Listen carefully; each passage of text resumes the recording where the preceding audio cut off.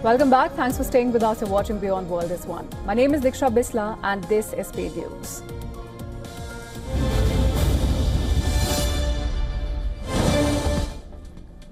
US President Donald Trump will attend the funeral of conservative activist Charlie Kirk in Arizona. Kirk was fatally shot by a single rifle shot at an outdoor event in Utah.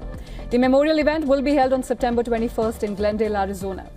Trump also indicated that he is already using government agencies to investigate his political opponents when asked if he would do so following Kirk's death. Republicans are calling not only to punish the alleged killer, but also those whose rhetoric they believe contributed to the attack. However, Utah Governor Spencer Cox has cautioned that the motive for the killing has not yet been confirmed.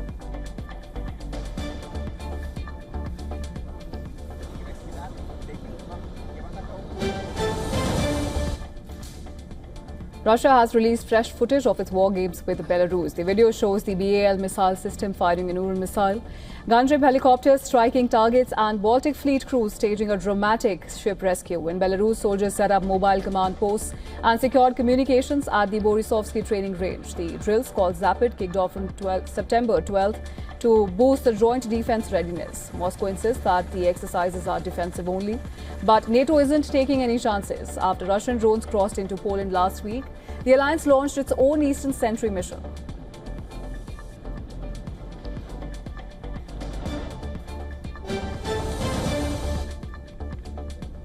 US President Donald Trump has said that he is willing to impose sanctions on Russia, but only if Europe acts in a manner which is proportional to the United States. He criticized European countries for still buying oil from Russia and called their sanctions not tough enough. His remarks come amid rising tensions after Russian drones entered the airspace of Poland and Romania.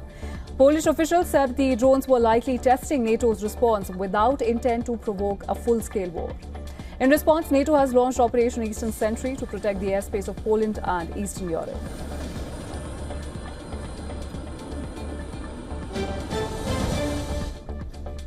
US President Donald Trump has urged Israel to exercise caution following Israeli strikes in Qatar last week. Speaking to the media, Trump emphasized that while Israel needs to address a Hamas issue, Qatar remains a key ally of the United States. Qatar's Prime Minister strongly condemned Israel's attack, calling it an act of state terrorism that targeted Hamas leaders and undermined Qatar's mediation efforts. He appealed to the international community to reject double standards and hold Israel accountable. The Arab Islamist Summit convened in Doha criticized Israel's strikes as threatening efforts to normalize ties with Arab nations and express solidarity with Qatar.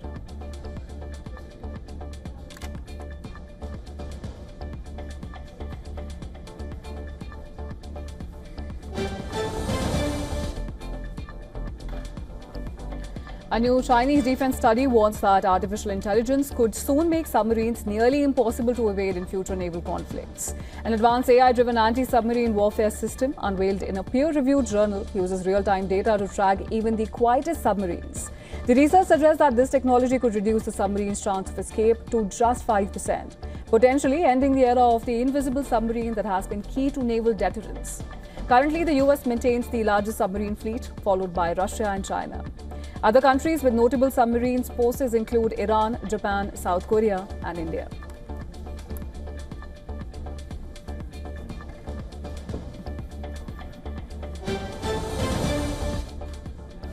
Spain's Vuelta cycling race was cut short after pro-Palestinian protests in Madrid. Authorities say that over 100,000 people took to the streets, blocking the race route and clashing with police. Several hundred demonstrators stayed on the course, hanging anti-Israel banners from buildings and blocking roads. Most demonstrations remained peaceful into the evening, but earlier confrontations saw police use tear gas after objects were thrown at them. Officials reported about 20 injuries and at least 2 arrests.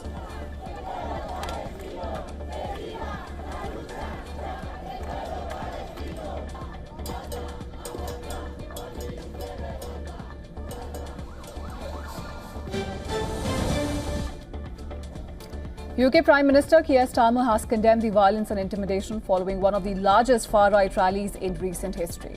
The United Kingdom protests attracted around 150,000 attendees near Downing Street, many motivated reportedly by immigration concerns. Clashes broke out as some demonstrators attacked police with punches, kicks and thrown objects at them, injured 26 officers and leading to 24 arrests.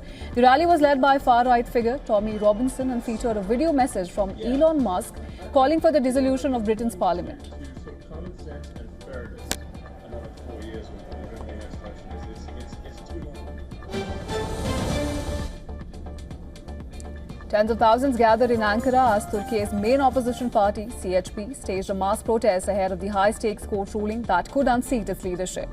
Judges will decide whether to annul the CHP's 2023 Congress over alleged irregularities. Turkiye government has already detained more than 500 people from CHP-run municipalities in the past year, including 17 mayors in corruption and terrorism probes. Among those jailed is Istanbul's mayor, Ekrem İmamoğlu, seen as President Erdogan's strongest rival.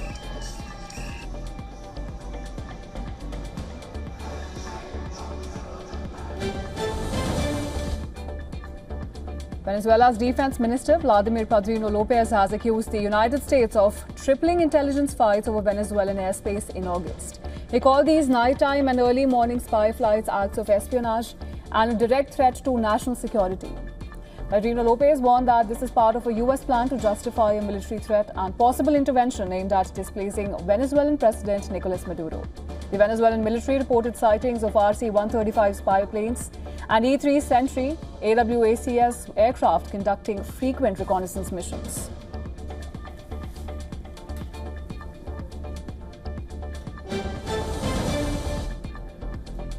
South Korea has proposed setting up an unlimited bilateral currency swap arrangement with the United States aimed at amid the stalled trade talks and concerns about currency fluctuations. Now, the proposal aims to protect the South Korean won as Seoul negotiates a $350 billion investment package with the United States, which includes reducing reciprocal tariffs from 25% to 15%. The US has asked that a large share of the investment come in direct cash, raising fears of a dollar outflow that could sharply impact the $1 exchange rate. Officials say that talks are ongoing and various measures are being considered to minimize market effects.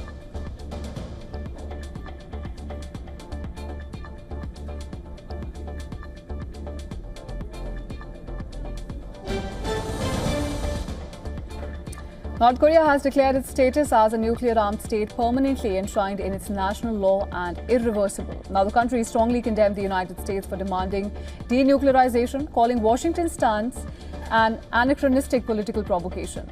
Well, the North's permanent mission to the United Nations said that the International Atomic Energy Agency has no authority to intervene in North Korea's affairs, as the country has not maintained official relations with the agency for more than 30 years. Now, since the failed 2019 summit with the United States, North Korea has insisted it will never give up its nuclear arsenal.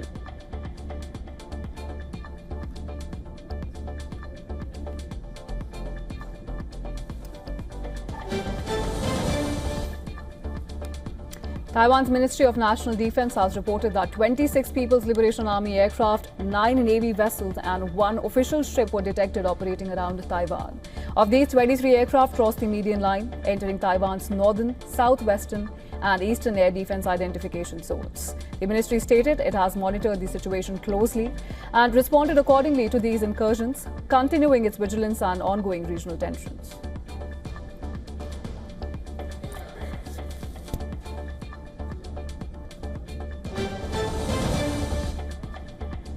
Protesters gathered outside an ICE processing facility in Broadview, Illinois, demanding the release of William Jimenez, a day laborer detained by federal agents. Now, Jimenez was pulled over while driving in Chicago's Little Village neighborhood and arrested for being in the country illegally.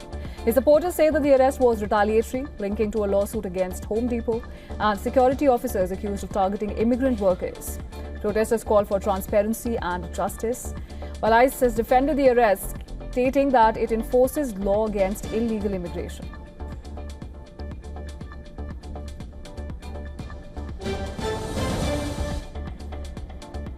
Chicago's Mexican community filled downtown streets with music, flags and traditional dance to celebrate Mexican Independence Day. Floats carried mariachi bands, dancers twirled in colorful costumes and spectators waved green, white and red. The celebrations took place as the Trump administration announced Operation Midway Blitz, the federal immigration enforcement surge across Chicago and Illinois. US President Trump has also hinted at sending National Guard troops to the city, though so far actions have centered on stepped-up immigration checks rather than military-style deployments.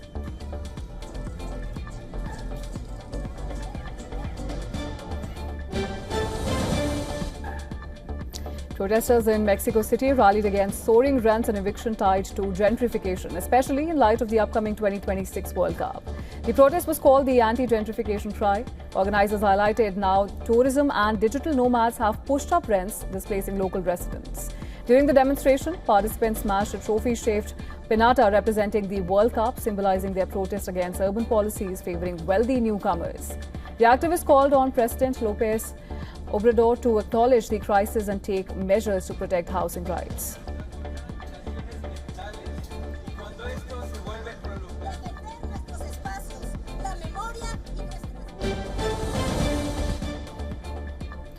Pope Leo has condemned the massive wages earned by top CEOs in his first interview since becoming Pope. Referencing Tesla's proposed $1 trillion pay package for Elon Musk, Leo called the widening gap between rich and poor troubling, noting CEOs now earn up to 600 times more than the average worker, compared to just 4 to 6 times more 6 decades ago.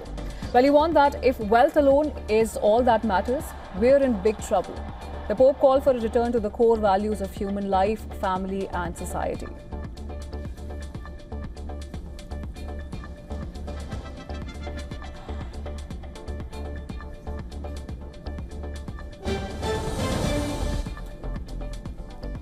A soda delivery truck was swallowed by a sinkhole in Mexico City, Iztapalapa. The Raditos branded truck collapsed rear first into the hole, but no injuries were reported. Officials say that the city's aging drainage system caused the collapse. Mayor Aleda Alaves has visited the site, now cordoned off as crews worked to remove the truck and assess the damage.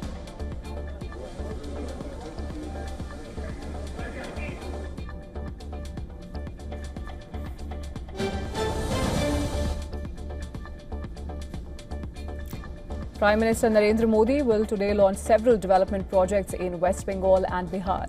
PM Modi is scheduled to inaugurate the 16th Combined Commanders Conference in Kolkata. The event will bring together the leadership of India's Navy, Army and Air Force to discuss strategic security matters. Prime Minister Modi will then head to Bihar, where he will inaugurate and launch several mega development projects worth 36,000 crore rupees, which is approximately $4.08 billion US.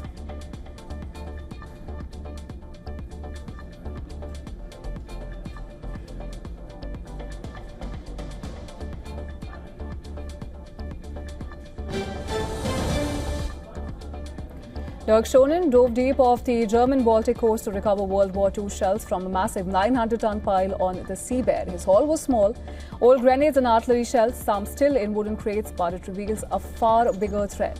1.6 million tons of rusting World War II ammunition, leaking deadly toxins like TNT into the sea. The German government has pumped 100 million euros into scrambling a solution to this underwater time bomb, as these corroding weapons poison marine life and risk spreading pollution for centuries.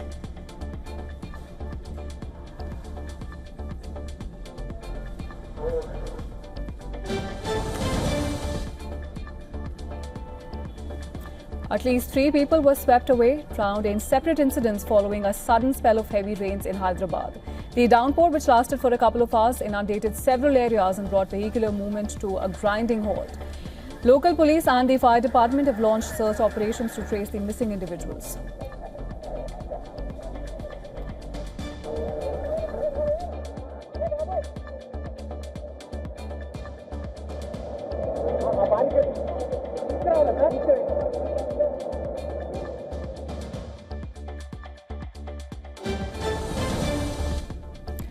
In India, the southwest monsoon has begun pulling back from parts of West Rajasthan 3 days earlier than usual. The meteorological department says the withdrawal started on September 14th instead of the normal 17th, with the line running through Nagaur, Jodhpur, among others. Over the next few days, it's likely to retreat further into Rajasthan, Gujarat and Punjab. Even as the monsoon weakens in the northwest, the IMD is warning of heavy rain in the northeast and Maharashtra.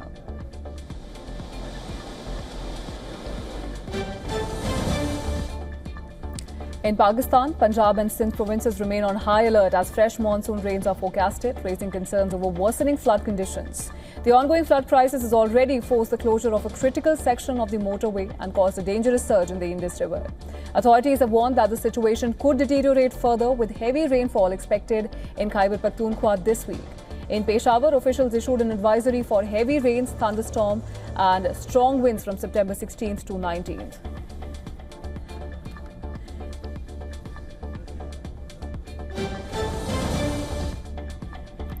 A third of United Kingdom firms are using Bossware to track workers' activity. According to a Chartered Management Institute survey, the most common methods include monitoring emails and web browsing. Private companies are most likely to deploy in-work surveillance. Now, the survey reveals that 1 in 7 employees in UK are even recording or reviewing screen activity. Back in 2023, the Information Commissioner's Office of the United Kingdom found less than a fifth of people believed that they were being monitored by their employers. Now, about a third of managers report that their organizations are tracking workers' online activity on employer-owned devices.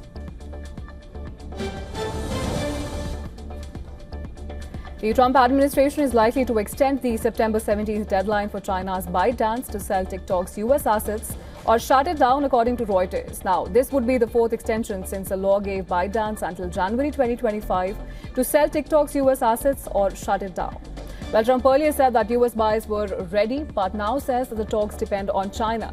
US lawmakers fear that Beijing could misuse TikTok, but Trump says that he wants to save it for American users.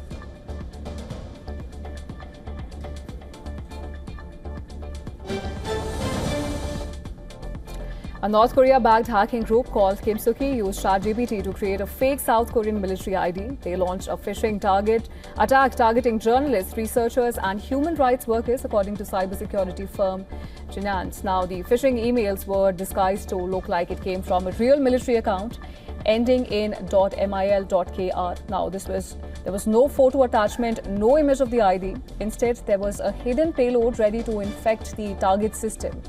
Now, the firm has confirmed that the fake military ID was generated using ChatGPT after bypassing the platform's restrictions.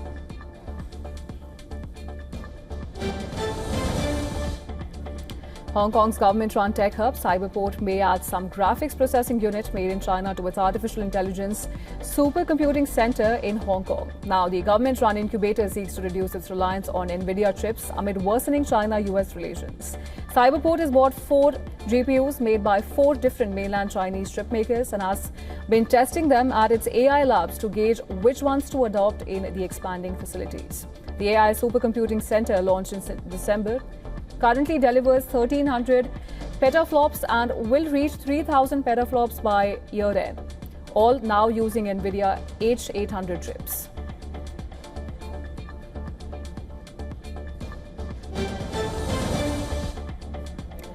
Gold traded near an all-time high on Monday, hovering around $3,640 an ounce as investors bet strongly on a Federal Reserve rate cut at next week's policy meeting.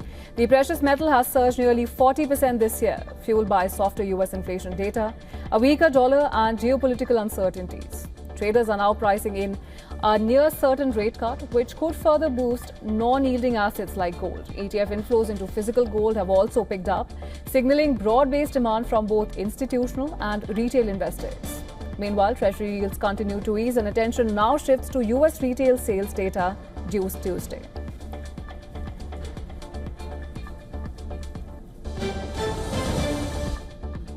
Oil prices held their gains Monday as investors worked to assess the damage from Ukrainian drone strikes on Russian energy facilities, which could disrupt crude and fuel exports. Brent crude rose to $67.27 a barrel, while US West Texas Intermediate pushed up to $63.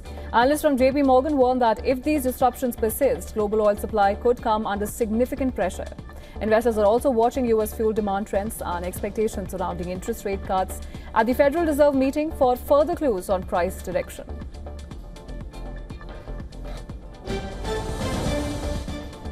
China's new home prices fell 0.3% in August, matching the drop in July as weak demand drags on the housing sector. Now, on a year-on-year basis, price declined 2.5%, which is a slight improvement from July's 2.8% drop. The slide extends a trend that began in May 2023, with property remaining a major drag on China's economy. Investors and policymakers are eyeing real estate policy to stimulate buying, including measures like easier mortgage terms and local incentives. Analysts say that recovery depends on restoring buyer confidence as well as addressing supply-side pressures in smaller cities.